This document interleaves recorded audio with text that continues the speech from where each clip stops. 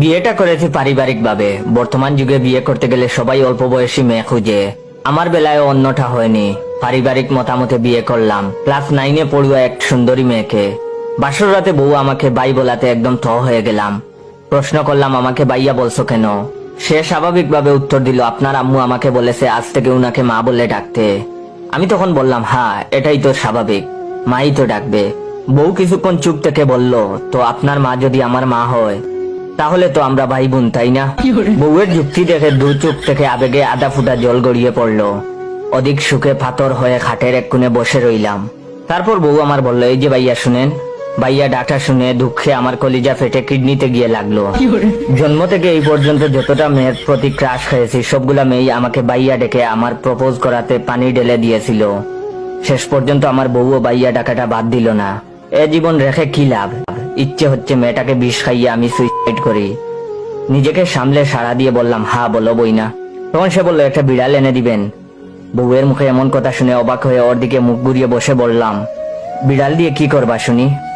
তখন সে বলল, ভাবি বলেছিল বাসর রাতে বিড়াল মারতে, যেন ভুল না করি। একটা মানুষ কি করে এতটা গাদিরাম হতে পারে চিন্তা করতে লাগলাম। চিন্তার বেগাট গটিয়ে আমার হাতে একটা ধাক্কা দিয়ে মাইশা বলল, এনে দিন না একটা বিড়াল। চলো চলো নয়নে ওর দিকে তাকালাম। মেয়েটার চেহারা বেশ মনোমুগ্ধকর, মায়া মায়া ভাব আছে, কিন্তু মাথায় যে গিলু বলতে কিছু নেই, সেটা আমার আর বুঝার বাকি রইল না। বললাম, আচ্ছা ঠিক আছে, কালকে বাজার থেকে একটা বিড়ালের বাচ্চা এনে দিব তোমাকে। তখন সে বলল, কিন্তু ভাবি তো বলল প্রথম রাতে বিড়াল মারতে। তখন আমি রেগে গিয়ে বললাম, তো ভাবির বাড়ি থেকে একটা বিড়াল নিয়ে আসলেই পারতা। আমার মতো সাদাসিধে ছেলেটার সাথে কেন এমন করছো? বউ চুপচাপ শুয়ে পড়লো বিছানায়। বউয়ের কার্যকলাপ দেখে মনে হচ্ছে আজও আমাকে বেচেলারদের মতো রাত কাটাতে হবে। সব ইচ্ছে মনের মধ্যে দামাচাপা দিয়ে মাঝখানে একটা কুলবালিশ দিয়ে আমিও শুয়ে পড়লাম। মাঝরাতে বউ আমাদের মাঝের কুলবালিশটা সরিয়ে আমাকে জড়িয়ে ধরে বলল, ভাইয়া আমার না খুব ভয় লাগছে।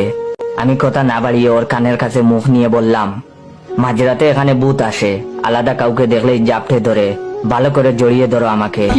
আহ, কি রোমান্টিক অনুভূতি। মনে হচ্ছে এই বুঝি ব্যাচেলর লাইফটা কেটে গেল আমার। বউয়ের মুখে বাইয়া ডাক শুনতে শুনতে কান আমার জ্বালাপালা। ছুটি থাকা সত্ত্বেও বেরিয়ে গেলাম অফিসের উদ্দেশ্যে। কিছুক্ষণ পর পর মাইশা আমাকে কল দিচ্ছে। ফোন ধরতেই বলছে, বাসায় কখন আসবেন ভাইয়া? বাসায় ফেরার পথে বিড়াল আনতে বলবেন না কিন্তু। আজকে যে করেই হোক বিড়াল মারতে হবে। কথায় কথায় ভাইয়া বলাটা বোধ হয় মাইশার একটা বদ অভ্যাস। কিছু বলার সাহস হচ্ছিল না কোনোবারই, শুধুমাত্র হা বলে কল কেটে দিচ্ছি প্রতিবারই। বিকেলে যখন ক্যান্টিনে খাওয়া দাওয়া করে বিশ্রাম নিচ্ছিলাম তখন আম্মুর কল রিসিভ করতেই বললেন, বাবা মাইশা আমাকে শুধু শুধু প্রশ্ন করতে ভাইয়া আসবে কখন। আসার পথে মাইশার ভাইয়াকে কল দিয়ে